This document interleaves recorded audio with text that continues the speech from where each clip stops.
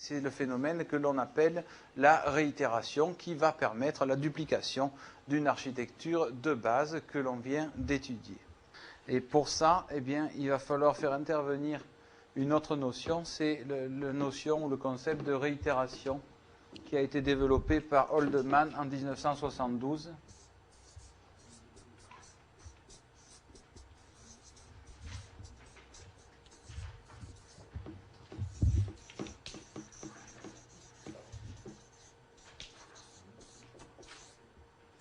Alors la réitération, qu'est-ce que c'est? Eh bien là encore, la meilleure façon de comprendre ce que c'est d'aller sur le terrain ou de voir des images et des plantes réelles pour pouvoir les interpréter. En fait, pour comprendre ce qu'est la réitération, on va reprendre l'araucaria de tout à l'heure. Vous vous rappelez que cette araucaria a trois catégories d'axes, des étages de branches plus ou moins horizontales, regroupés par 4 à 6, et puis des rameaux par paire au début. Et vous avez vu que la plante meurt en général conforme à son unité architecturale. C'est ce que l'on observe ici, une plante avec un tronc, des branches, etc. Mais si vous regardez cet individu, eh bien vous retrouvez bien la même chose, et ça ressemble beaucoup à ce que l'on a vu tout à l'heure. Mais par contre, vous voyez qu'à un niveau du tronc, eh bien on a l'impression qu'on a greffé un petit arbre exactement identique à l'arbre qui le porte ou à l'arbre individuel qui est à côté. De la même façon, pour ceux qui sont allés en Guyane française ou ceux qui ont déjà vu cette espèce en Afrique de l'Ouest puisqu'elle est dans les deux zones, Symphonia globulifera est une espèce très typique, un modèle de massard, c'est-à-dire un tronc orthotrope, des branches plagiotropes par étage, et cette espèce a des grandes branches qui miment de grandes feuilles. En fait, l'unité architecturale de Symphonia globulifera comporte 5 catégories d'axes assez tranchées et typiques. Alors le plus souvent, les arbres sont comme ceci, avec un tronc tout à fait conforme à leur unité architecturale, et dans certains cas, on a des structures beaucoup plus complexes, comme on le voit ici, où il s'agit d'un seul arbre, il ne s'agit pas d'une forêt, et toutes ces structures dérivent les unes des autres, et vous voyez qu'elles ont exactement la même architecture que l'arbre individuel. Alors on peut le voir de visu, c'est confirmé bien sûr si on les analyse en détail. Ça veut dire quoi? Eh bien ça veut dire que chez certains individus, au lieu de rester conforme à son unité architecturale, une plante va dupliquer cette architecture et va la reproduire en quelque sorte, si vous voulez. Et vous l'avez ici de façon très spectaculaire. Ces espèces sont montrées en premier, ce n'est pas par hasard, hein, c'est simplement parce que là c'est facile à voir. Vous voyez que suite à des accidents, des stress, suite à une histoire individuelle dans ce cas, eh bien la plante va dupliquer cette architecture élémentaire. Si vous prenez chacune de ces parties individuellement, vous les mettez dans le sol par terre à côté, et bien vous allez avoir l'impression que c'est vraiment des plantes identiques. Alors de la même façon, chez un merisier, par exemple, Prunus avium, c'est aussi un modèle de massard, mais les branches sont plus redressées. Vous auriez entre 3 ou 4 catégories d'axes. Et puis voici l'arbre jeune, pyramidal, très classique. C'est à peu près à ce moment-là qu'il va porter ses premières fleurs et fruits. Et puis cette structure va pouvoir durer très longtemps. Vous avez de très beaux arbres. Ici, un très beau merisier qui a poussé avec ses étages de branches qui sont plus complexes que quand il était jeune, mais très peu de différence. Et dans certains cas, eh bien, vous allez trouver des arbres adultes beaucoup plus complexes où vous apercevez là aussi que l'architecture de base a été dupliquée. Le tronc était là et suite à un traumatisme probablement dans ce cas, eh bien, l'arbre s'est divisé en deux et donne deux structures identiques qui ont les mêmes caractéristiques et les mêmes caractéristiques que l'arbre jeune. Alors, dans d'autres cas, un cas plus simple, le palmier dattier est le plus souvent monocole. Je vous rappelle que le palmier dattier, c'est Phoenix dactylifera, donc un arbre monocole. Par rapport à la question de tout à l'heure, cet arbre porte des inflorescences latérales, évidemment, ce serait un modèle architectural de Corner. Eh bien, si vous allez vous promener au sud de l'Espagne, et que vous allez dans le jardin du curé de Elche, qui est en Andalousie et qui est, dit-on, la plus grande palmeraie d'Europe, vous allez trouver cet individu très particulier. Vous sentez qu'il n'y est pas très naturel pour lui d'avoir plusieurs troncs, puisqu'il a fallu les aubaner pour pas qu'ils tombent, et il a fallu les soutenir avec ses grands sabots en ferraille. Donc vous voyez qu'occasionnellement, un individu peut dupliquer son architecture, mais c'est un individu par-ci, un individu par-là. Après, maintenant que vous avez un peu votre œil qui est familiarisé, eh bien, si vous regardez la cime des arbres, vous allez vous apercevoir, comme chez ce Phagrea asiatique, que la couronne n'est pas aussi homogène que l'on pense et que chez certaines espèces, on note, comme on l'a vu chez le Symphonia tout à l'heure, une répétition de la structure de base. Ici, un modèle de Fagerlind, des branches plagiotropes par substitution, donc très particulier. Eh bien, dans cette couronne d'arbres, vous voyez la répétition de cette architecture élémentaire.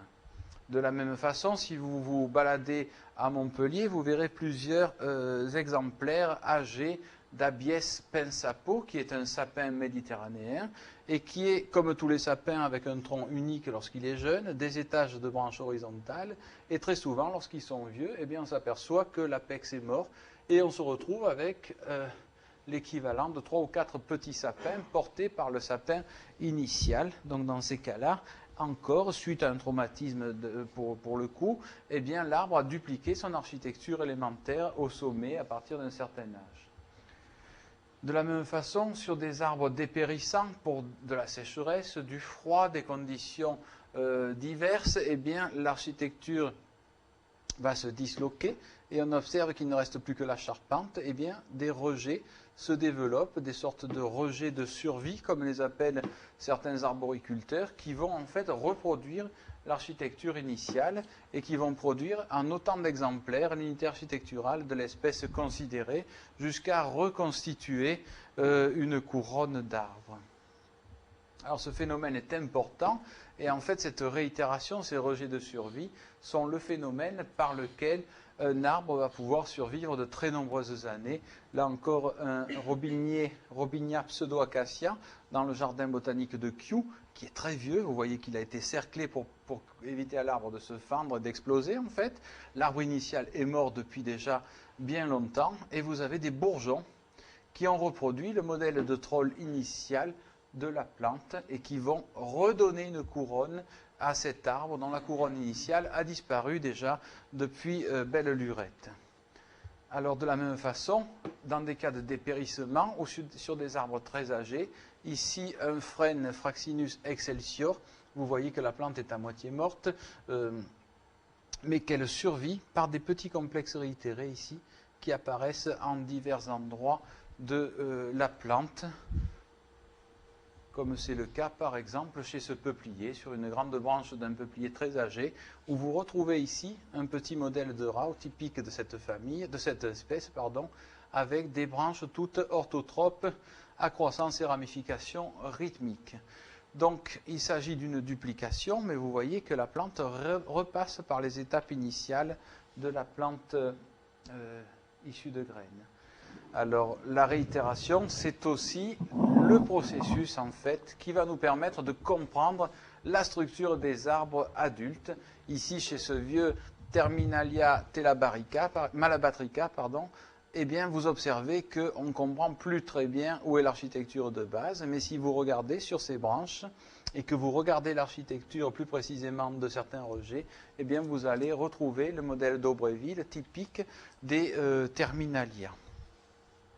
Alors la même chose chez ce baobab, Adansonia digitata du Botswana, qui est considéré comme un des plus gros d'Afrique. Ici vous avez un jeune qui a commencé à dupliquer son architecture, et ici vous avez un arbre gigantesque. Évidemment, on ne comprend plus lorsqu'on voit ça quel a été le mode de développement de cet arbre. Mais si on regarde d'un peu plus près, pour tous les Africains qui sont dans la salle et qui connaissent bien le baobab très jeune, vous allez reconnaître le modèle de massard typique du baobab sur ces parties-là, ici, là, ici, etc. C'est-à-dire un tronc vertical avec des étages de branches plagiotropes caractéristiques du baobab comme de beaucoup d'autres bombacacées. En fait, cet individu, eh bien l'individu initial, probablement ça c'est encore un reste de l'individu initial, mais il a rejeté, il a réitéré son architecture. Des réitérations se sont produites sur les complexes réitérés initiaux et en fait il s'agit d'un arbre où il ne reste plus grand-chose de la structure initiale, mais qui est complètement réitérée, et que l'on ne peut interpréter surtout que grâce à ce phénomène, et en sachant que de telles duplications peuvent exister et apparaître au cours du développement. Alors de la même façon, Si vous allez un jour en Californie, ne ratez pas la chaîne de montagnes qui est juste derrière et juste à l'est des grandes chaînes de montagnes où on trouve les grands séquoias dans le Yosemite, etc. Ce sont ce que l'on appelle les White Mountains, qui sont juste après la vallée d'Owens et juste en limite du désert. Ce sont des montagnes très sèches, très froides, très dénudées, où l'on va trouver le pin le plus vieux du monde, Pinus aristata, ou encore Pinus longeva. Vous voyez ici un individu qui n'a que quelques centaines d'années. Le tronc initial est mort, il est sec et desséché. Comme il fait très sec et très froid, ce sont des arbres qui ne pourrissent pas, ou très peu. Donc on retrouve toute l'histoire de l'arbre qui persiste. Et vous voyez un rejet à la base qui a exactement la même architecture qu'une plante issue de graines et qui reproduit cette architecture initiale de l'arbre. Pinus aristata et longeva, ou synonyme longeva, est très utilisé en dendrochronologie. Pourquoi?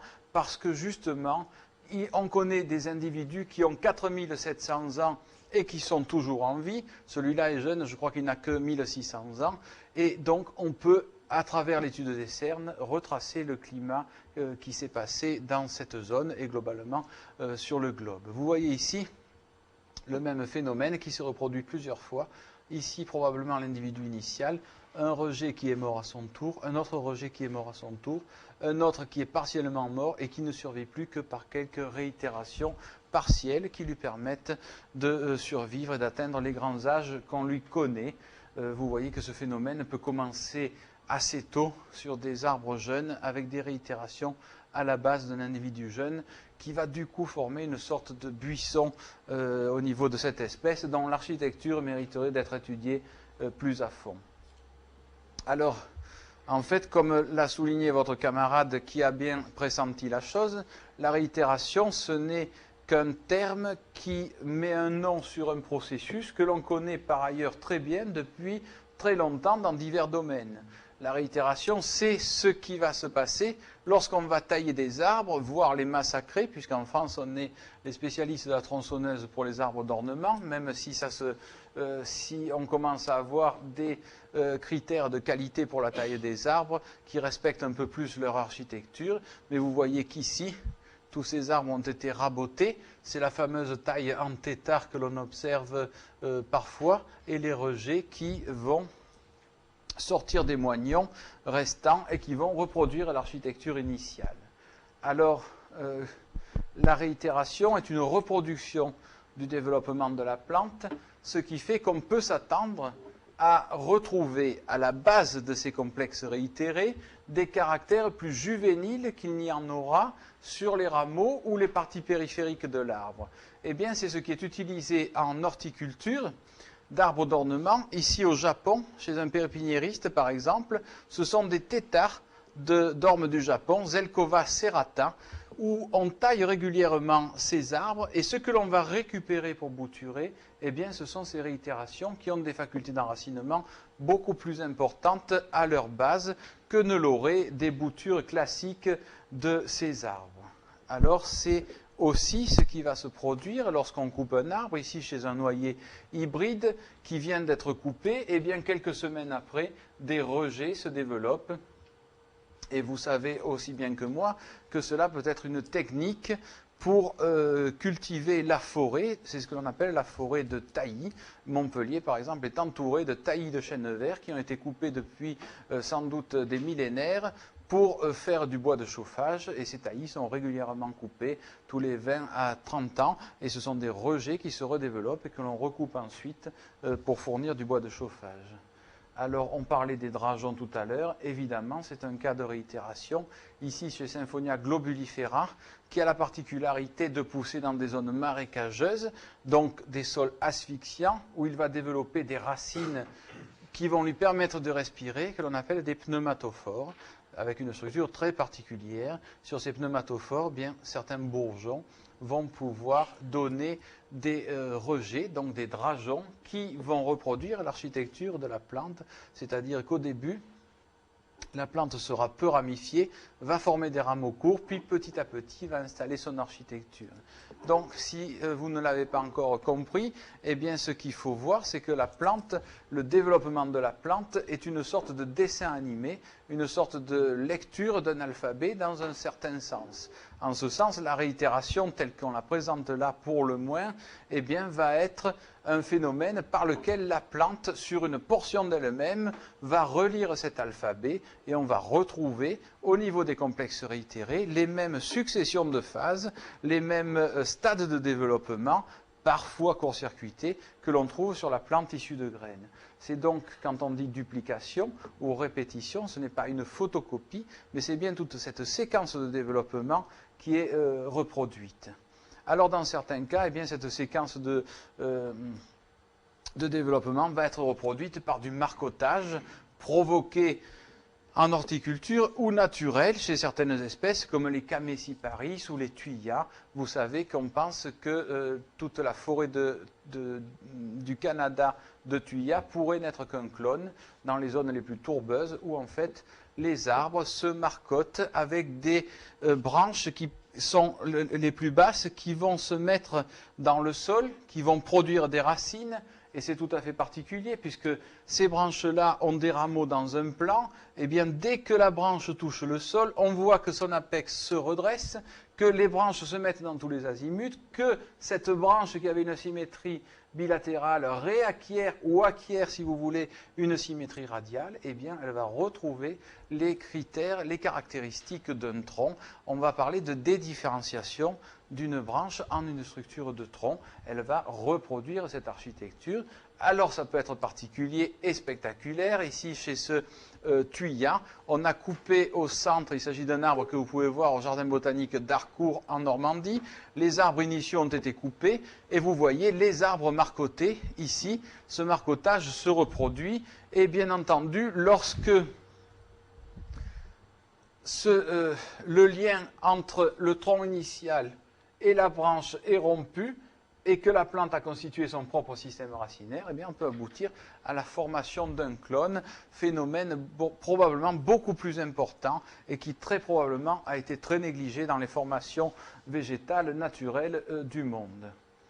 Alors vous le voyez, la réitération, comme l'a dit votre collègue, eh bien c'est un phénomène au final très fréquent qui va permettre de mettre un nom sur des phénomènes jusque-là bien connus. La réitération, eh bien, ce sont les rejets de souche, ce sont les rejets de survie sur un arbre dépérissant, ce sont les bourgeons qui naissent d'une marcotte naturelle ou provoquée, ce sont les drageons, ce sont les structures qui se développent lorsqu'on fait une archure, que l'on va favoriser en arboriculture fruitière, par exemple, et ce sont les mécanismes de régénération par lesquels la plante va régénérer une structure qui a été abîmée. En ce sens, il faut toujours garder présent à l'esprit que la plante est un organisme vivant qui a une organogénèse continue, alors que l'animal, du moins les animaux qui marchent ou qui rampent, mais pas les animaux les plus primitifs, sont des organismes pour lesquels l'organogénèse a lieu dans l'embryon et ensuite elle n'est plus possible que sur quelques organes, comme le foie par exemple, qui est capable de se régénérer, mais vous n'avez jamais vu encore un être humain avec des bourgeons qui, si vous lui coupez la tête, va reproduire une tête. Un arbre, vous lui coupez le tronc, il va le plus souvent reproduire un tronc. Donc ce sont des organismes qui peuvent se différencier par cette possibilité de morphogénèse continue au cours du développement. Alors la réitération est finalement excessivement importante dans la nature. On l'a vu pour l'homme par le bouturage, la multiplication, etc., mais dans la nature aussi, pour produire des arbres avec plusieurs troncs, pour réparer et cicatriser des troncs qui ont été abîmés. Alors s'il n'y a qu'un relais, eh bien la régénération peut être parfaite et le forestier pourra réutiliser cette partie. Si par contre on aboutit à une fourche et qu'il n'y a pas eu de taille et de formation suffisamment précoce, cet arbre ne sera plus utile évidemment pour le forestier puisque la partie de tronc peut être très insuffisante. Donc vous le voyez, une véritable régénération, une cicatrisation, on va dire, de l'architecture ou encore sa multiplication pour donner des formes un peu buissonnantes ou encore des clones dans le cas d'une multiplication réussie. Un phénomène important, un autre phénomène important, c'est l'intervention de la réitération dans le développement de l'arbre. Vous avez ici extrait du livre de Halley, Oldman et Tomlinson, donc vous voyez que tout ça a été vu déjà depuis un moment. Le développement comparé d'une espèce pionnière comme un Cecropia, par exemple, qui ne présente pas de réitération, eh bien, la taille grossit, mais au bout d'un moment, la couronne, disons, qui va se développer, s'inscrit dans un cylindre, alors qu'un arbre forestier, eh bien, va avoir une expansion quasi continue jusqu'à son stade ultime et jusqu'à ce qu'il atteigne sa taille maximale, avec le passage d'une forme pyramidale pour le houppier à une forme qui va devenir rhomboïdale, qui va se diviser jusqu'à donner l'arbre adulte de canopée avec une cime en parasol dont on va détailler la mise en place tout à l'heure. Alors la réitération est importante évidemment puisque suivant sa présence ou son absence, la forme de l'arbre adulte va changer abondamment. Ici, un pin laricio, par exemple, de plus de 100 ans, vous voyez qu'il a toujours une forme pyramidale. On aurait en fait des cas de réitération partielle sur les branches, mais vous avez toujours un tronc dominant. Dans le même genre Pinus, eh bien, vous allez avoir certaines espèces, comme Pinus alepensis à gauche ou Pinus pinea, qui est le pin pignon à droite, qui vont naturellement dupliquer leur architecture à partir d'un certain stade de développement. Et vous voyez que les conséquences pour ces deux espèces par rapport à celles-ci sont très différentes. Probablement, y a-t-il une signification évolutive, une signification adaptative? Là encore, c'est un domaine qui a été très peu fouillé et donc qui a été très peu exploré. Alors la réitération eh bien, va pouvoir s'exprimer de diverses manières. Par exemple ici un papayer. Vous savez que le papayer est monocole, il a des inflorescences latérales. Le plus souvent il va être monocole, mais si vous lui donnez beaucoup trop d'éléments organiques, ou surtout comme c'est le cas ici, si vous lui coupez le tronc, eh bien il va pouvoir se ramifier et en fait reproduire l'unité architecturale de l'espèce qui est très simple dans ce cas-là, puisqu'il s'agit d'un tronc unique avec des papayes latérales. Donc vous voyez que c'est cette structure-là qui est reproduite sur cet arbre dont le tronc a été coupé à divers niveaux. De la même façon, chez cette Fucheriacée, une petite famille très bizarre du sud-ouest des États-Unis et du nord du Mexique. Ce sont des plantes de zone sèche. Fucheria columnaris ressemble un peu à une carotte inversée. Ce que vous voyez là, ce ne sont toutefois pas des racines, ce sont des inflorescences. Et bien voici la structure normale de la plante, qui est un modèle de cornaire non ramifié. En cas de traumatisme, eh bien, la plante reproduit cette structure. On a donc une reproduction totale de l'architecture et traumatique. On parle dans ces cas-là de réitération totale traumatique. Alors là encore, chez des Anthocéphalus, les Anthocéphalus sont des rubiacées pionnières arborescentes d'Asie, très reconnaissables à leur architecture stéréotypée, avec un tronc et des branches régulièrement espacées, et vous avez parfois des individus où l'apex a été cassé, et ici un individu très spectaculaire qui a dupliqué en deux son architecture initiale, alors que normalement on a un tronc unique et droit chez cette espèce. Alors la réitération, on l'a vu, peut dupliquer la totalité de l'unité architecturale d'une espèce, et on parle dans ce cas-là de réitération totale. Dans certains cas, eh bien, cette réitération ne va dupliquer qu'une partie de l'unité architecturale. Par exemple, elle ne va dupliquer que la structure des rameaux, comme c'est le cas chez cette Araucaria, et on parlera de réitération partielle. La réitération partielle, eh bien, c'est ce que vous allez voir partout autour de vous une fois que vous l'aurez repéré. Ici, par exemple, chez un tronc de sapin, vous voyez ces branches neuves qui sortent du tronc. Eh bien, après un traumatisme qui n'a pas été identifié dans ce cas, la structure de la branche est reproduite et on parle de réitération partielle, là aussi traumatique. De la même façon, chez ce prunus ornemental qui a des branches pleureuses, eh bien, suite à une blessure au niveau de l'apex d'une branche, vous voyez que cette branche reproduit la structure initiale avec ses rameaux, etc. Elle va en fait remplacer la structure qui a été abîmée ici. Alors la réitération peut être totale ou partielle, on vient de le voir. Elle va pouvoir être aussi, comme la ramification, différée ou immédiate. Donc, dans certains cas, eh bien, on va mettre ici un traumatisme, par exemple.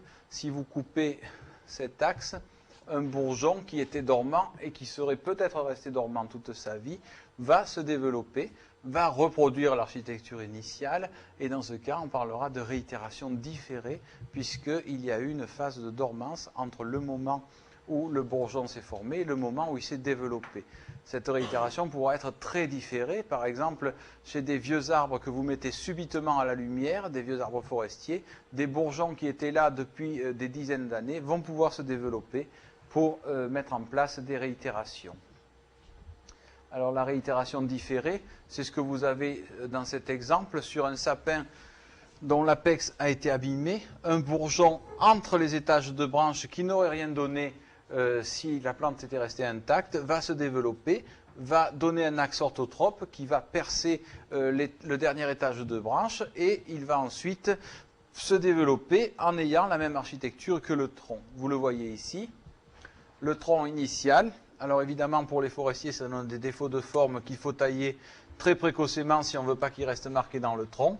Vous voyez ici un bourgeon qui se développe, ici les bourgeons ne se sont pas développés, le tronc initial est là et celui-ci va le remplacer, il va déjeter cette petite structure et vous voyez qu'il met en place d'emblée des étages de branches comme l'arbre initial. Alors la même chose, eh bien, des réitérations différées peuvent être provoquées par la taille évidemment, ici chez un peuplier d'Italie, donc peuplier noir variété Italica, qui a été taillé un peu sauvagement, on va dire, et sur tous les moignons, eh bien, vous voyez des réitérations totales différées issues de bourgeons qui jusque-là étaient dormants. Beaucoup plus particulier, la ramification immédiate, c'est-à-dire qu'un axe qui était en place et qui, par exemple, avait une structure de branche, va pouvoir se dédifférencier et donner une structure qui ressemble au tronc. C'est ce que l'on va appeler la réitération immédiate. Pourquoi? Parce qu'elle est issue d'un bourgeon qui était en croissance. Donc ça veut dire qu'il y a aussi une dédifférenciation de cette structure qui est donnée une branche et qui d'un coup, suite ici à un traumatisme qui est représenté, qui d'un coup va reproduire la structure du tronc. C'est un peu, en l'absence de traumatisme, ce que l'on a vu chez les thuyas tout à l'heure, où une branche s'enracine et reproduit un tronc. Dans ce dernier cas, ce serait une réitération immédiate, sans traumatisme. Alors, la réitération immédiate, ou syleptique, ou par des différenciations, vous pouvez en fait la voir assez facilement dans des cas très particuliers. Ici, chez un sapin, on a vu tout à l'heure que, suite à un traumatisme, eh bien, un bourgeon qui était dormant pouvait donner un nouveau tronc, c'était la réitération différée. Ici, on voit un autre cas. Un traumatisme qui a eu lieu au-dessus d'un étage de branche, dont il n'en reste qu'une par ailleurs. Vous voyez que cette branche s'est redressée, et elle a la même structure que les autres branches, c'est-à-dire qu'elle a ses rameaux dans un plan. Mais elle est par contre devenue complètement verticale. Alors vous allez me dire, c'est un peu raté pour le fonctionnement d'un tronc qui, lui, a des branches dans tous les azimuts. Eh bien, c'est tout simplement parce que cette branche était déjà grande lorsque le tronc a été traumatisé. Si on regarde d'autres exemples, eh bien, on va s'apercevoir que la branche va retrouver un autre fonctionnement. C'est à peu près la même situation, sauf que là, il vous reste une branche qui n'a pas bougé, qui est restée branche, le traumatisme qui a eu lieu ici, et regardez bien cette structure, c'est ça qui est quand même assez fascinant, c'est que jusque-là, à peu près, vous voyez que les rameaux sont dans un plan, ça correspond à la structure de la branche qui était horizontale avec ses rameaux des deux côtés. Et puis, à partir d'un certain moment, vous voyez que ces rameaux ont tendance à s'orienter dans un peu plus de sens. Et ici, le méristème, au lieu de former des rameaux dans un plan, eh bien, fonctionne exactement comme un tronc. Il est en train de donner des branches dans tous les azimuts, exactement comme le ferait un tronc. Donc ça, ce sont des exemples très particuliers, très spectaculaires de réitération immédiate ou encore par dédifférenciation. Vous comprenez pourquoi on dit par dédifférenciation? Parce qu'une structure qui était très différenciée en branches, eh bien, peut refonctionner comme a fonctionné la structure qui lui a donné naissance. Donc ça, ce sont des cas qui sont spectaculaire, mais au final assez fréquent. Vous le voyez ici chez un sapin américain aussi, Abies lasiocarpa. Le traumatisme a eu lieu ici. Vous avez des branches qui restent branches et qui resteront branches toute leur vie. Une branche qui s'est un peu redressée mais qui en fait n'y arrive pas trop. Et une des branches qui va prendre la dominance sur les autres et qui va se transformer en tronc, qui va pousser comme un tronc. Alors, la synthèse de tout ce qu'on va voir, on va le voir chez une même espèce que vous connaissez bien maintenant, puisqu'il s'agit d'Araucaria araucana, dont vous avez vu que le plus souvent, cette espèce meurt après avoir édifié une structure considérable, mais que le plus souvent, cette plante eh bien, va mourir en étant conforme à son unité architecturale. C'est ce que ne dément pas l'observation d'une forêt très âgée, avec beaucoup d'arbres âgés, et vous voyez ici des arbres qui sont morts sur pied, avec un seul tronc unique, des étages de branches, etc., etc. Donc des plantes qui meurent exactement comme on l'a vu tout à l'heure. Et alors par contre, si vous vous baladez un peu plus, vous allez trouver des arbres qui du coup deviennent incompréhensibles parce qu'ils ont une structure beaucoup plus complexe. Ici, il s'agit d'un seul individu, mais vous apercevez qu'on retrouve bien le tronc initial, mais on s'aperçoit qu'il y a des branches qui se redressent, d'autres qui sont apparues là, d'autres qui ressemblent beaucoup au tronc initial. Ici, des petits complexes réitérés qui sont assez apparents. Enfin bref, une structure plus complexe.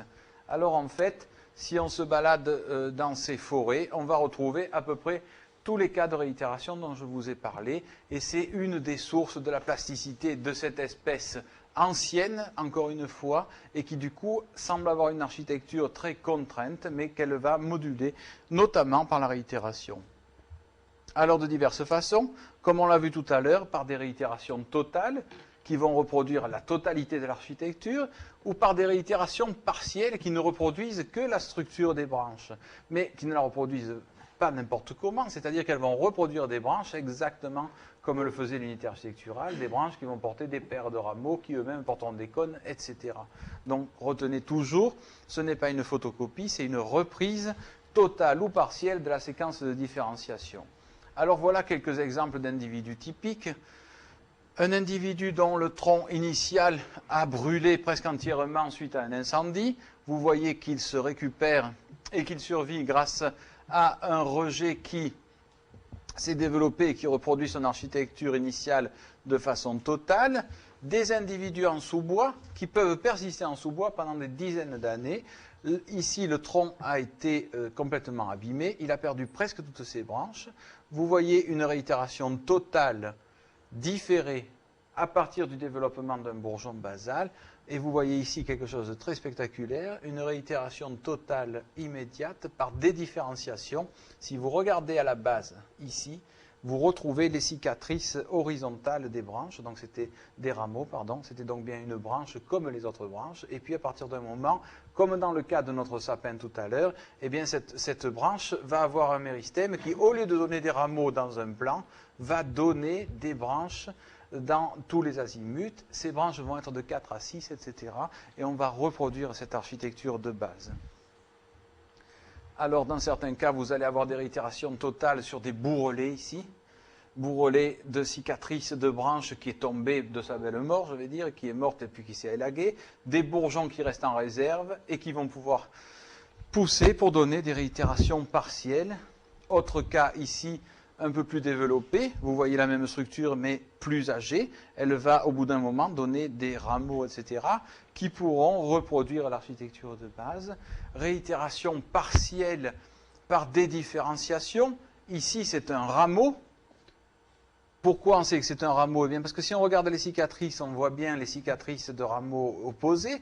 Il a survécu, ne me demandez pas pourquoi, je suis bien capable de le dire, mais dans la zone de courbure, il se retrouve à se dédifférencier pour acquérir la structure d'une branche, et lui-même, qui a pu porter des cônes, eh bien, va former une branche qui portera elle-même des rameaux, et les cônes ne seront portés que sur ces rameaux. C'est d'une précision qui est relativement surprenante et stupéfiante. Alors, autre cas de réitération sur un arbre qui a été abîmé, je ne sais pas par quoi, mais l'écorce a été enlevée. Est-ce que c'est un véhicule ou je ne sais pas qui a gratté cette écorce-là?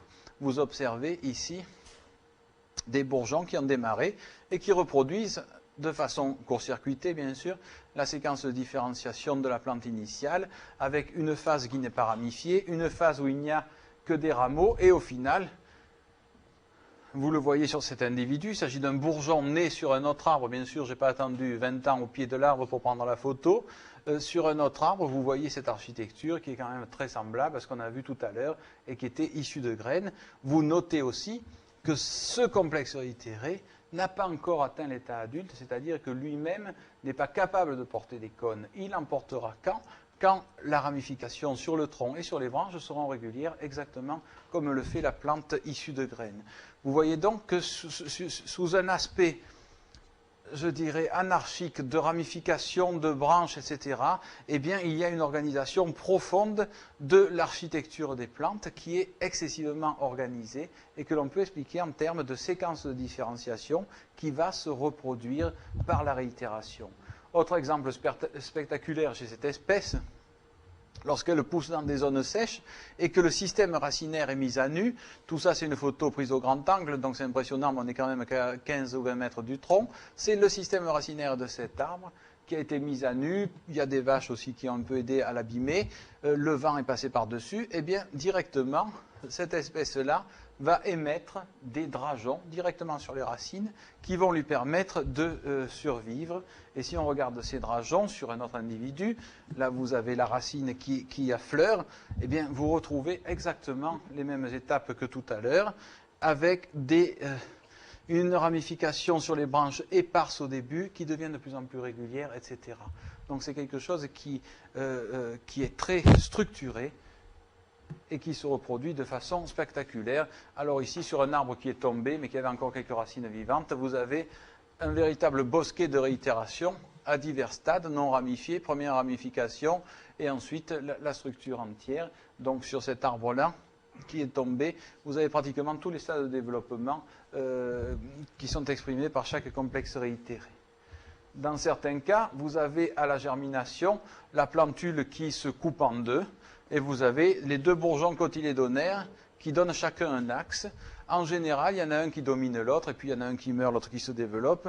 Dans certains cas, eh bien, ça dure 250 ans, il n'y a personne qui veut céder la place à l'autre, et vous vous retrouvez avec un tronc bifide, en fait un arbre qui est issu de la même graine, mais coupé en deux pratiquement, et qui s'est développé, où les deux arbres sont développés côte à côte. Autre exemple d'araucaria dans une zone plus humide, où vous allez voir que certaines branches, on dit que c'est des branches parce que là encore on trouve la ramification opposée par paire, et puis ensuite la transformation vont reproduire l'architecture du tronc par une réitération totale, immédiate, dont on a déjà parlé. Plus spectaculaire encore sur cet arbre, où une branche qui avait presque 20 ou 25 mètres de long, donc à la limite, je pense, de sa résistance mécanique, et vous voyez qu'à partir d'un certain stade, cette branche s'est redressée et a complètement reproduit l'architecture du tronc avec ses branches et ses rameaux ici. On retrouverait des cônes uniquement sur les structures qui sont portées là et qui sont donc la troisième catégorie d'axes de cette espèce. Enfin, sur un individu en bord de piste, près de la frontière entre l'Argentine et le Chili, vous allez avoir un arbre qui a été très traumatisé probablement et qui du coup était un cas d'école à lui seul. Malheureusement, il ne faisait pas très beau ce jour-là, avec des rejets ici, des réitérations totales de souches, des réitérations totales sur les racines, des réitérations totales qui se reproduisent plusieurs fois par des différenciations, etc. Donc à peu près tous les types de réitérations que l'on puisse voir. Alors qu'est-ce qui est intéressant dans cet exemple? C'est de voir que cette espèce exprime à peu près tous les types de réitération que l'on connaît chez les végétaux. Mais elle l'exprime sur un individu ou sur un autre, c'est-à-dire qu'elle l'exprime de manière opportuniste. C'est-à-dire que cette espèce a la potentialité de pouvoir présenter tous les types de réitération, mais que dans un cas normal, entre guillemets, elle ne va en exprimer aucun et l'arbre va mourir sans jamais avoir réitéré. On est donc là dans un phénomène de réitération qui est opportuniste. Il est peut-être lié au mode de croissance de cette espèce, il est peut-être lié aussi à sa nature quand même relativement ancienne et primitive. Dans d'autres cas, eh bien, ce phénomène de réitération va être programmé, on va dire, dans la séquence de développement de la plante, et à partir d'un certain seuil de différenciation, cette réitération va apparaître de façon automatique. Cela va pouvoir affecter des rameaux, des branches ou des troncs. Lorsque ça affectera les troncs, eh bien, ce sera le processus par lequel la cime va se mettre en place. Ça sera ce que l'on va appeler la métamorphose architecturale. Mais je vais vous présenter 3 exemples qui sont complémentaires et qui montrent des types de réitération que l'on va qualifier de séquentielles, puisqu'elles vont faire partie de la séquence de développement normal de l'arbre. Le premier cas sera le cas de l'épicéa commun, Picea excelsa, qui a un modèle conforme au modèle de Massard, c'est-à-dire des étages de branches horizontales, même si l'extrémité a toujours un peu tendance à se redresser. Donc on est intermédiaire entre des modèles de Massard et de Rao que l'on a vu ce matin. L'unité architecturale est composée d'un certain nombre de catégories d'axes, environ 4. La plante porte des cônes femelles et mâles sur la même plante, évidemment, c'est une espèce monoïque. Et puis, la plante exprime son unité architecturale en poussant évidemment sur le tronc, les branches, chaque année, rajoutant une à plusieurs, mais en général une unité de croissance. Donc ça, c'est le développement normal de l'épicéa, tel que vous pouvez le voir dans la nature. Si vous regardez la plante par-dessus, eh bien, vous apercevez que chaque entité porteuse, avec une acrotonie très marquée, va développer une nouvelle unité de croissance et des nouvelles pousses, rien de très original là-dedans. Toutes les plantes poussent de cette façon.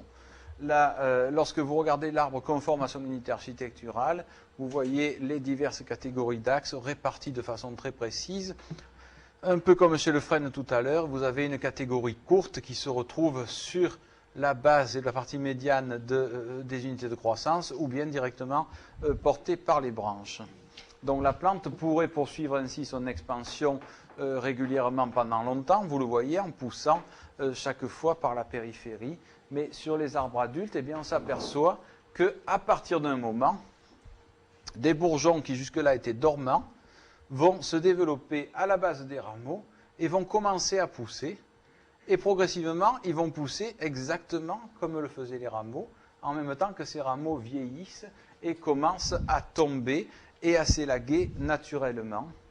Ce phénomène va s'accentuer ensuite, et sur les parties anciennes, vous avez les rameaux initiaux qui sont tombés et qui sont remplacés par des rameaux qui sont en fait des réitérations partielles de ces rameaux. Alors ce qui est très spectaculaire chez l'épicéa, c'est que, au moins dans certaines provenances, qui sont le plus souvent les provenances plus nordiques, parce qu'on a montré que cela pouvait être une adaptation aux hautes latitudes du fait que le soleil est beaucoup plus horizontal, et donc la photosynthèse se fait plus facilement sur un mur photosynthétique, si vous voulez, que sur une surface plane. Eh bien, ce phénomène va pouvoir se reproduire, et au final, c'est ce que l'on va appeler les draperies de l'épicéa, qui sont ici, avec plusieurs vagues successives de réitération partielle qui se succèdent et se remplacent, et qui font que sur certains individus, eh bien, en fait, vous allez avoir la totalité de la longueur de la branche qui est verte et photosynthétique, alors que s'il n'y avait pas ce processus de réitération en plusieurs vagues successives, vous n'auriez que la partie distale, bien évidemment, qui serait verte. Tout le reste aurait élagué ses rameaux. Donc, dans ce cas-là, c'est un processus qui se fait automatiquement et qui peut être qualifié de réitération partielle, puisque c'est seulement les rameaux qui sont reproduits, et séquentielle, puisque ça apparaît automatiquement au cours du développement de l'arbre. Autre espèce étudiée par Claude Edelin, Araucaria unsteinii, qui est une Araucariacée, elle, tropicale, qui se conforme au modèle de Massard quand elle est jeune.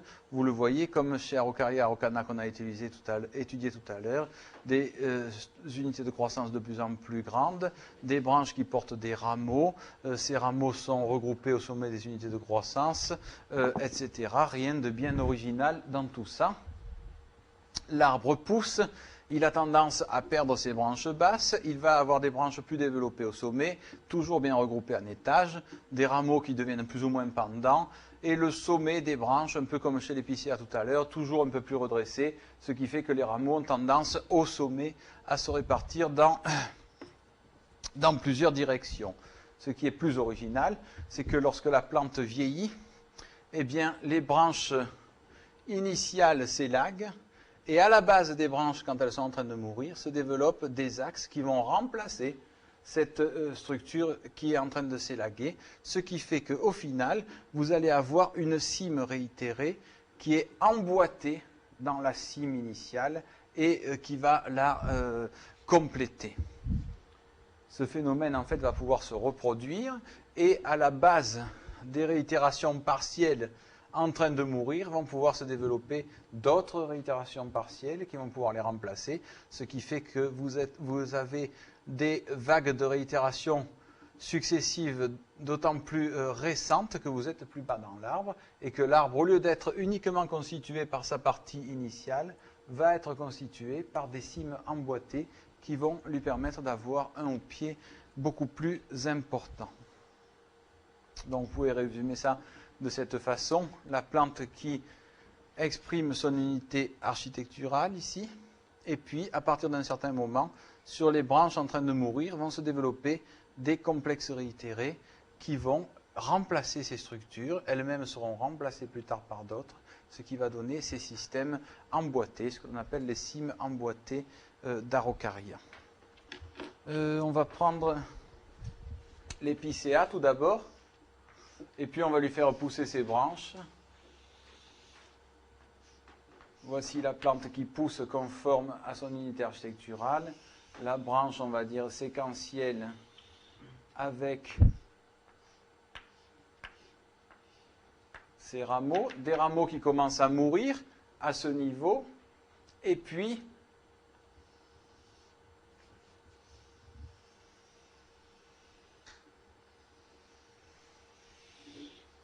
une mortalité qui est de plus en plus importante, avec l'apparition d'un phénomène de réitération partielle à la base de ces branches juste avant qu'elles meurent, qui vont les remplacer comme ceci. Puis la branche continue à pousser. Alors évidemment, s'il n'y avait pas de réitération, vous comprenez bien que la seule partie verte serait la partie blanche, justement. Donc j'aurais mieux fait de le prendre en vert. Sinon, les autres seraient élagués. Vous avez ces branches, évidemment, qui sont tombées ici. Et puis, vous avez ce phénomène qui se reproduit à chaque fois. Et à partir d'un certain moment, ces branches elles-mêmes meurent. Et elles sont elles-mêmes remplacées par une autre vague de réitération partielle qui les remplace. Donc c'est ce qui va donner les fameuses, donc ça se reproduit jusqu'à 5 ou 7 fois suivant les variétés, c'est ce qui va former ce que l'on appelle les draperies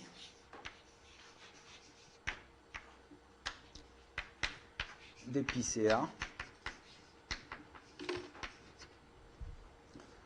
Sachant que le même phénomène va se reproduire chez Araucaria mais va affecter les branches, c'est ce que l'on vient de voir. Donc pour ne pas vous effacer ça, je vais partir de la droite. Vous allez avoir un arbre, je le fais en tout petit ici, qui met en place son architecture. Puis, il va finir par développer un tronc avec ses branches séquentielles ici. On les fait au même niveau parce qu'elles forment des étages. Et puis un phénomène qui va commencer avec des branches qui vont tomber. Une première vague de réitération qui va apparaître.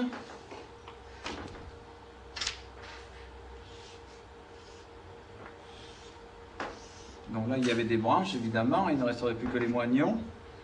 Donc la couronne séquentielle d'abord, et ensuite, eh bien, une deuxième couronne qui résulte d'une vague de réitération On peut reproduire le phénomène.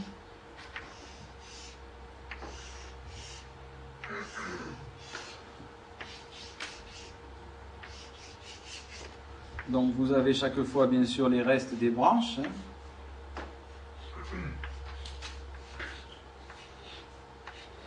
Vous avez sur les parties nouvelles une nouvelle cime qui se forme.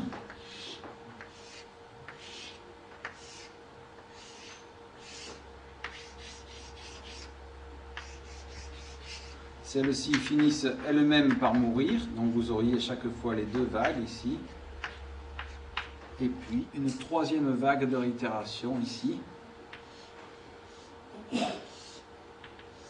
qui va remplacer ces structures au fur et à mesure qu'elles tombent, pour donner une troisième cime emboîtée dans la précédente. Ça c'est donc le cas de Araucaria steinini, les deux cas précédents ayant été étudiés par Claude Hedelin.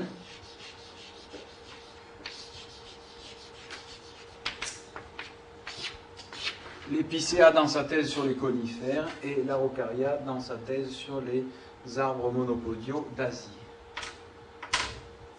Donc dans tous ces cas-là, vous comprenez qu'il s'agit d'une réitération partielle, puisqu'on ne reproduit qu'une partie de l'architecture, différée, puisqu'elle provient de bourgeons qui étaient par ailleurs latents, et puis séquentielle, puisqu'elle fait partie de la réitération, de la séquence de développement normale de l'espèce. Alors on va voir, maintenant que vous avez compris comment ça peut se passer au niveau des rameaux ou des branches, comment ce même phénomène peut affecter l'architecture totale de la plante, et à ce moment-là, eh bien, c'est la structure du tronc elle-même qui sera reproduite. Si on prend par exemple le frêne que l'on a étudié tout à l'heure, avec ces trois catégories d'axes, je vous le rappelle, un tronc, des branches qui portent de 2 à 4 paires de rameaux. Ces rameaux qui sont localisés sur les branches, mais aussi dans la partie médiane à basse des pousses annuelles du tronc, eh bien, la plante va rester conforme à son unité architecturale assez longtemps. Et à partir d'un moment, eh bien, on va s'apercevoir que certaines branches sont plus développées que d'autres. Alors vous le voyez ici, vous voyez le phénomène naître un peu ici. Et qu'est-ce qu'on observe? Eh bien, on observe qu'à ce moment-là, les ordres 4 de ramification qui apparaissent ici, qui n'existaient pas avant, ont les mêmes caractéristiques que les ordres 3 de ramification que l'on avait auparavant, ou bien que l'on a au milieu des pousses annuelles du tronc. Et puis on s'aperçoit que ces branches se redressent, qu'au lieu d'avoir 2 à 3 paires de rameaux, elles commencent à avoir 3 à 5 paires de branches. Et puis, en fait, qu'est-ce qui se passe? Eh bien, cette structure va commencer à fonctionner comme le tronc et va commencer à produire un processus que l'on appelle la métamorphose de l'architecture, c'est-à-dire que l'on va probablement progressivement se modifier. Ici, la structure d'une branche basse. Vous voyez que dans certains cas, on peut avoir une réitération partielle des rameaux, mais grosso modo, ces branches sont horizontales et ne portent que des rameaux. Si on regarde sur un individu à ce stade une branche un peu plus haute, eh bien on s'aperçoit qu'il reproduit l'architecture du tronc en portant lui-même des branches qui portent eux-mêmes des rameaux. Alors au début, ce phénomène est un peu erratique. C'est une branche par-ci, une branche par-là.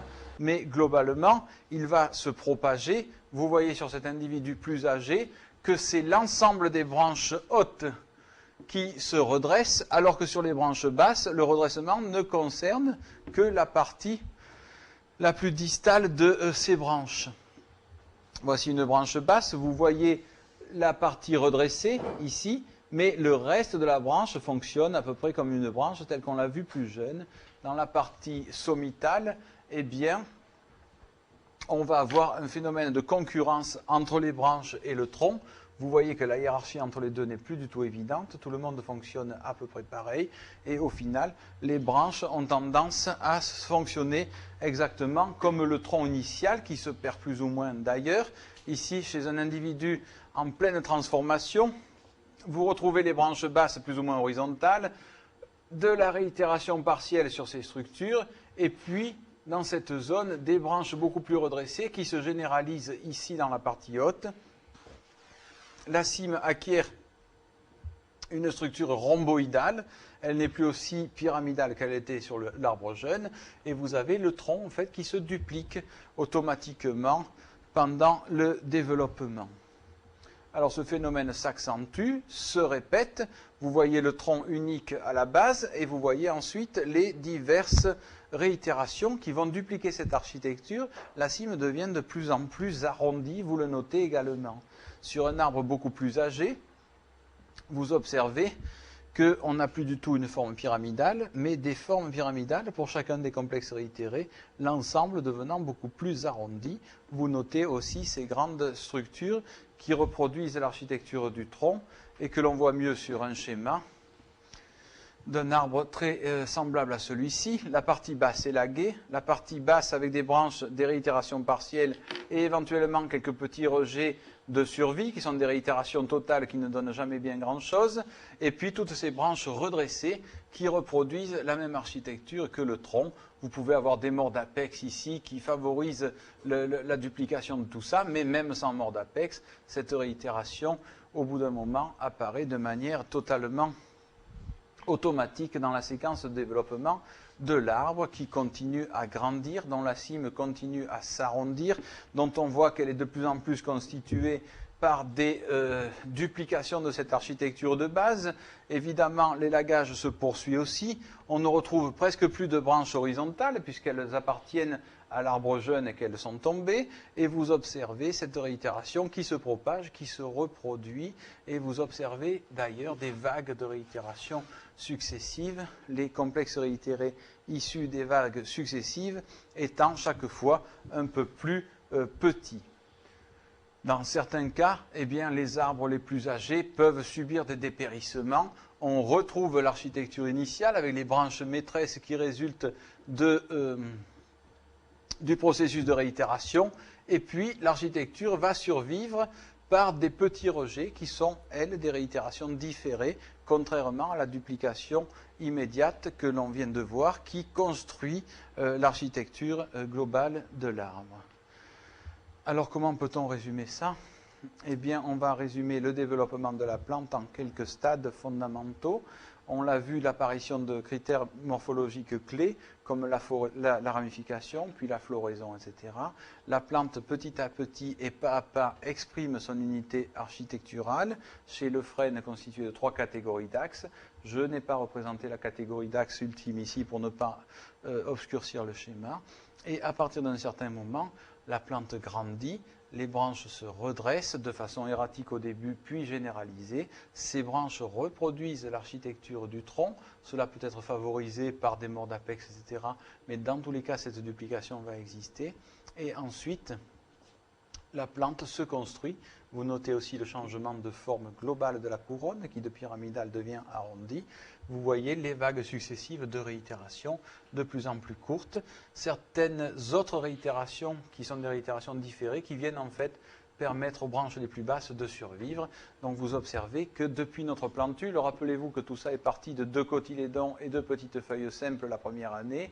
Nous sommes là à plusieurs dizaines d'années et on voit que cette architecture, petit à petit, pas à pas, s'est métamorphosée pour donner l'arbre adulte que vous observez ensuite en forêt.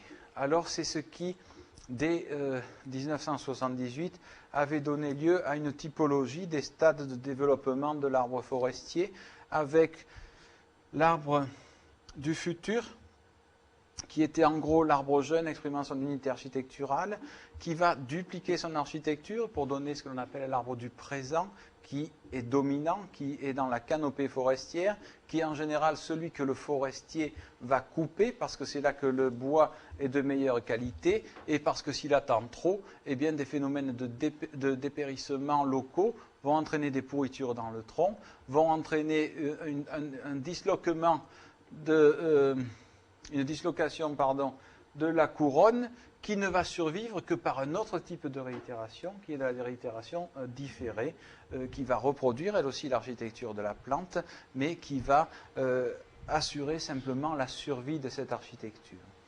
Alors évidemment, ce que je vous ai montré, c'est la synthèse d'observations de centaines d'individus pour chaque espèce. C'est un peu la séquence de développement idéale de la plante sans traumatisme. Évidemment, en forêt, c'est beaucoup moins rigolo et les plantes subissent beaucoup plus de stress et de traumatisme. C'est-à-dire que pour des milliers d'individus qui sont là, on n'en aura peut-être que quelques-uns au final. Pourquoi? Eh bien pourquoi? Parce qu'il y a des chutes de branches, il y a des années sèches, il y a des années froides, il y a des insectes, il y a toutes sortes de stress et de traumatismes qui font que pour un individu donné, la trajectoire peut s'arrêter net et l'arbre peut mourir et disparaître à jamais. Dans d'autres cas, ceux que l'on va retrouver après, eh bien, vont pouvoir lutter contre ces traumatismes par des phénomènes de réitération, de régénération de l'architecture que l'on a vu tout à l'heure. Là encore, à tous les stades, des arbres vont pouvoir mourir, mais ceux qui vont dépasser un certain stade de développement, automatiquement vont dupliquer leur architecture initiale, vont poursuivre, s'ils ne meurent pas en cours de route, cette métamorphose architecturale, vont donner des complexes réitérés qui se succèdent et qui sont de plus en plus petits au fur et à mesure que la plante est âgée, pour donner une sorte de structure très homogène en périphérie de l'arbre adulte qui du coup a une forme beaucoup plus en parasol. Alors, cette réitération subit les mêmes gradients que l'on a vus dans le reste du végétal et Holdeman, dès sa thèse en 1972, parlait de réitération arborescente, arbustive, suffrutescente, herbacée, etc. pour indiquer cette paupérisation de la structure des complexes réitérés successifs qui apparaissent au cours du développement. Alors, cette réitération présente aussi des caractéristiques particulières et quelque part, lorsqu'on regarde une cime adulte, divers événements semblent montrer que la réitération, les complexes réitérés qui apparaissent dans la couronne, présentent une certaine autonomie. C'est ce que semble indiquer ce que l'on appelle la timidité des cimes, par exemple, où à l'intérieur d'une même couronne d'arbres, on va avoir des cimètes individuelles qui correspondent à des complexes réitérés et qui sont le plus souvent séparés par des espaces entre elles, ce que vous retrouvez ici chez un parinari, qui existe aussi chez des diptérocarpacées ou que l'on retrouve encore chez le pin pignon, par exemple, lorsque les arbres ont atteint une taille suffisante. Alors, autre argument à l'autonomie, mais on va dire autonomie partielle des complexes réitérés, ce sont les désynchronismes de floraison. Ici, vous avez au Burkina Faso un manguier conséquent. Vous observez qu'il est constitué par quelques grands complexes réitérés et vous observez des désynchronismes assez manifestes dans sa couronne, notamment toute une partie qui correspond à cette partie-là, à ce tronc-là, qui est totalement en fleurs, alors que tout le reste de l'arbre, pratiquement, est en repos végétatif, ni il pousse, ni il fleurit. Sur un tronc, une branche maîtresse qui avait été coupée, vous retrouvez la même hétérogénéité, avec des rejets qui sont en pleine croissance, les jeunes feuilles molles et rouges qui apparaissent, d'autres qui sont en plein repos, et d'autres en pleine fleur. Tous ces rejets naissaient exactement du même moignon d'une branche maîtresse. Alors, cette autonomie, vous allez la voir aussi lorsque des arbres meurent partiellement. Ici, un pin parasol vers la grande motte, où très souvent le couvercle qui est sur la branche, sur le tronc principal, a servi de cible à des tireurs à la carabine. Ça n'a pas dû aider le phénomène, mais vous apercevez que ce n'est pas tout l'arbre qui meurt. Mais en priorité, ce sont certaines parties qui vont mourir, certains complexes réitérés, préférentiellement à d'autres. De la même façon, sur la place du Pérou, l'esplanade du Pérou à Montpellier, à une époque, vous avez vu qu'il y a de grands magnolias. Ces magnolias étaient très chétifs et souffreteux il y a quelques années. Vous retrouvez le modèle de Fagerlint avec des branches plagiotropes par substitution. Eh bien, certaines parties restaient intactes, mais certains complexes réitérés entiers, eh bien, dépérissaient et mourraient sur les arbres. Également en faveur d'une certaine autonomie des complexes réitérés, du moins les complexes réitérés différés, c'est l'apparition fréquente, notamment dans des sous-bois humides, de racines à la base des complexes réitérés. Ici, il s'agit d'Ocuba japonica, une plante originaire du Japon, et dans les sous-bois de forêt où elle est naturellement, vous observez cette racine qui naît à la base de ce complexe réitéré, comme une racine naît à la base d'une plante issue de graines. On va retrouver ce phénomène chez diverses espèces dans les sous-bois forestiers tropicaux, où les conditions sont en fait idéales pour laisser exprimer cet enracinement adventif. Ici, sur un tronc qui a été couché, le développement de plusieurs complexes réitérés et à leur base le développement de racines. Alors ce phénomène est suffisamment général pour ne pas être lié qu'à de très bonnes conditions d'enracinement, puisque vous le voyez ici sur un cactus en plein désert dont la tête a été coupée, eh bien vous avez ces rejets qui ont développé leur propre système racinaire dans des conditions complètement désertiques. Alors parfois, eh bien, ces systèmes racinaires donnent des structures un peu délirantes, comme chez ce niaouli photographié au Costa Rica, où vous voyez des racines qui sont nées à la base de complexes réitérés situés au sommet de ce grand tronc par ici.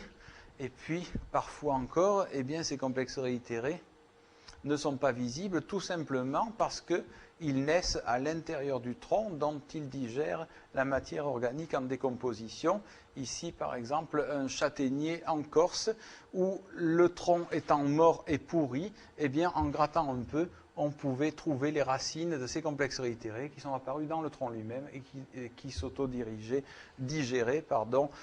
sans que cela soit à l'air libre forcément. La même chose chez cet arbre de Judée du Jardin des Plantes que l'on avait coupé il y a quelques années, qui était complètement creux et pourri, et en essayant de le traiter, en enlevant une partie de son tronc, eh bien, on s'est aperçu que à la base d'un complexe réitéré, vous aviez une grosse racine pivotante qui s'était nourrie de cette partie-là, et puis qui ensuite s'était enfoncée dans le tronc. Alors parfois ce ne sont pas des systèmes racinaires, mais ce sont des cordons de raccordement du système vasculaire du complexe réitéré à l'axe porteur. Vous voyez ici chez une Araliacée, ce système qui mime en fait une racine et qui va se connecter au système vasculaire de la tige support, ou encore chez ce Gnetum, cette espèce de système racinaire qui semble ramper sous l'écorce de la plante initiale.